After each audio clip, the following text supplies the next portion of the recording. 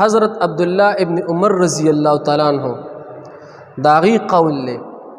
وی حضرت عبداللہ ابن عمر رضی اللہ تعالیٰ عنہ تلو حج د پارا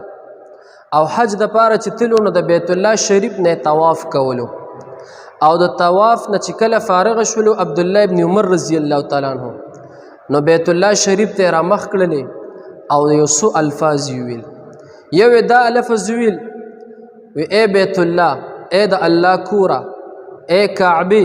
تعالی الله ډیر لوی عظمت درکړي دي تعالی الله ډیر لوی مقام درکړي دي او بشک چې الله تعالی کعبه له ډیر لوی مقام ورکړي ځکه چې کتابونو کې راځي چې څوک په حرم شریف کې منځو کې یو منځ نو د اجر او ثواب په 1 لاک باندې ملاویږي او څوک چې بیت الله ته اسی ګوري اسی طواف ته نه کوي اسی وته ګوري په د باندې د الله د طرف نه شل رحمتونه راوریږي نو عبدالله ابن عمر رضی الله تعالی عنہ بیت الله ته مخامخ ولاړو او دا الفاظ ویل اے کعبه اے د الله کورا تعالی الله ډیر لوی مقام درکړي دي تعالی الله ډیر لوی عزت درکړي دي خو که چیرته یو کس راولېږي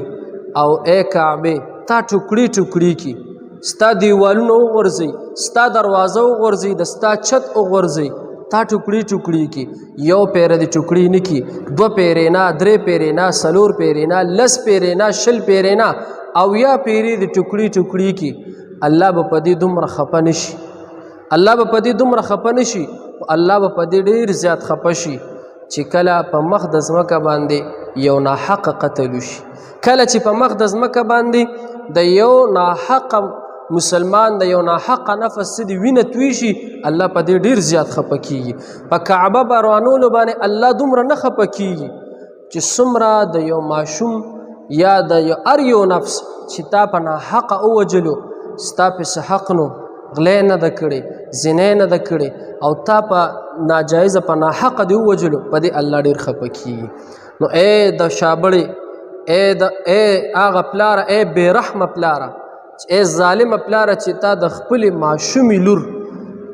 په ناحق سره توی کړه چې په دې به الله څومره خفه شوي په دې به الله څومره قهر شوي په تا ته